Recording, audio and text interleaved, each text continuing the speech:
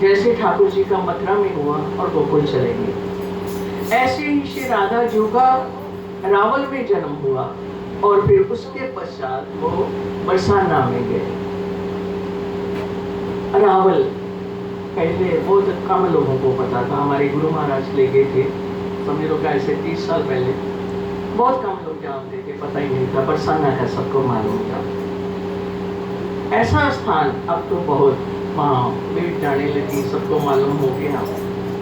और उसके पश्चात कुछ साल बाद ही वो बरसाना में चले गए, जहाँ विश्वान बाबा का राज था, पुजारी थी। और श्री राधा जी का जन्म भी जमुना जी में एक पुष्प पर हुआ। कीर्ति माँ और विश्वान बाबा की कोई औलाद नहीं थी,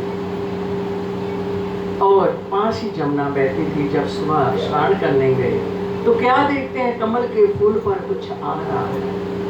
देखते रहे, जब पास आ गया तो क्या देखा, एक छोटी सी लाली वस्त्रों में लिपटी हुई है।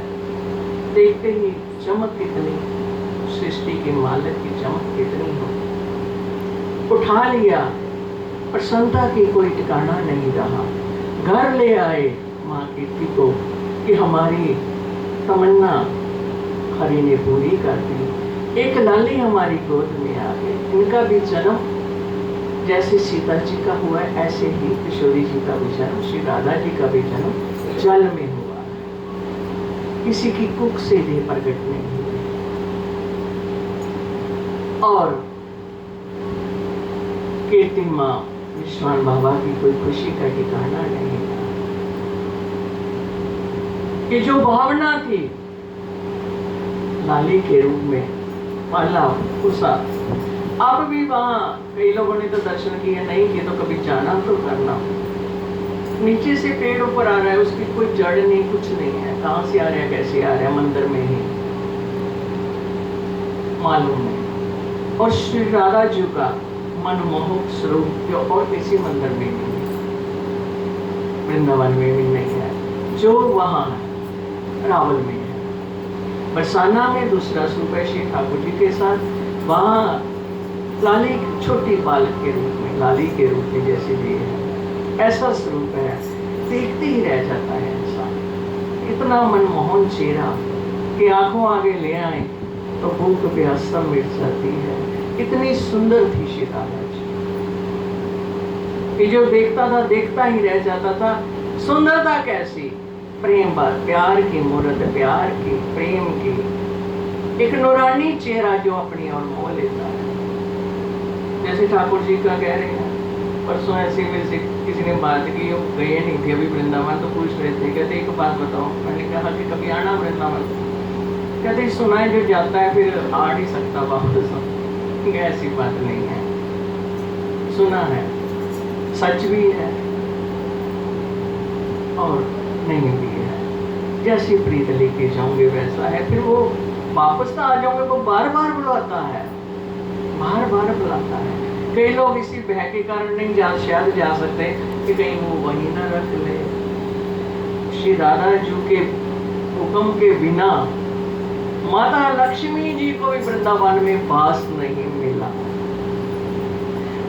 आज भी उनका जो मंदिर है वृंदावन की चौखट से बाहर बना हुआ है कि जब उनकी इजाजत नहीं मिली तो कोई भी वहां एंट्री नहीं मिलती। इसलिए किशोरी जी को हम यही प्रार्थना की आप सदा, हम तो मनाने आ गए श्री राधे तेरे बरसाने में। ये भी उनको मनाने के लिए गुणगान हो रहा है आपके ओर से, उसकी कृपा पाने के लिए गुणगान हो रहा है कि हम उनका जन्म उस खुशी से मनाएं जैसे बच्चों का मनाते हैं। हम धूम मचाने आ गए राधे तेरे बरसाने में, हम तुमको मनाने आ गए राधे तेरे बरसाने में। कि ऐसी दया करना श्री राधा रानी किशोरी जी कि आपके हो जाए, हम आपके चरणों की प्रीत मिल जाए। कि ऐसी प्रीत थी उनकी, ऐसा प्रेम था उनका, सबको प्यार से लाड करती थी। एक बार श्री कृष्ण जी के लीला चादी क्योंकि सब कहने लगे हम बहुत प्रेम करते हैं, हम बहुत प्यार करते हैं, जैसे हम लोग कह देते हैं। कहने और करने में बहुत अंतर होता है कि बहुत प्यार है, बहुत चाहते हैं, तो ऐसी लीला चाहिए ठाकुर जी ने कि पेट में दर्द होना शुरू कर दिया कि पेट में दर्द है, बहुत दर्द है, बहुत दर्द है।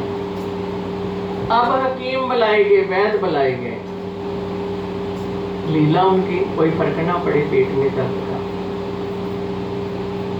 सब घबरा गए कि क्या बात होगी लाला को, क्यों नहीं पेट में दर्द ठीक हो रहा है ठाकुर जी। अब चलते चलते नारद जी भी आ गए, लीला देखने लगे ठाकुर की कि कैसा ही लीलाधारी आज भी लीला चाकर बैठ गया। क्या हुआ, पेट में दर्द है, ऐसे करें जैसे बहुत इंसान दर्द में तड़पता है ऐसे। क्या बात, वैद्य आए, हकीम आए, बड़े से बड़ा वैद्य आया, परंतु आपकी दर्द का कोई इलाज नहीं है, नहीं है।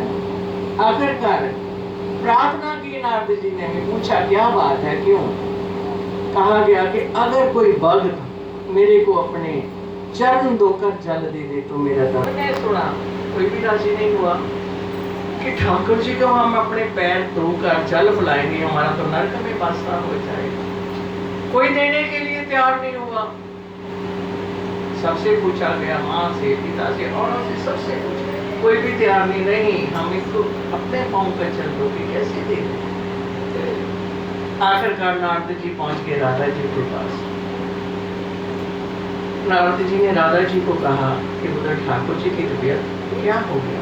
घबरा गई राधा जी कि उनके पेट में दर्द है। फिर क्या बात, हकीम नहीं, वैद्य नहीं बुलाए, कोई फर्क नहीं, क्यों?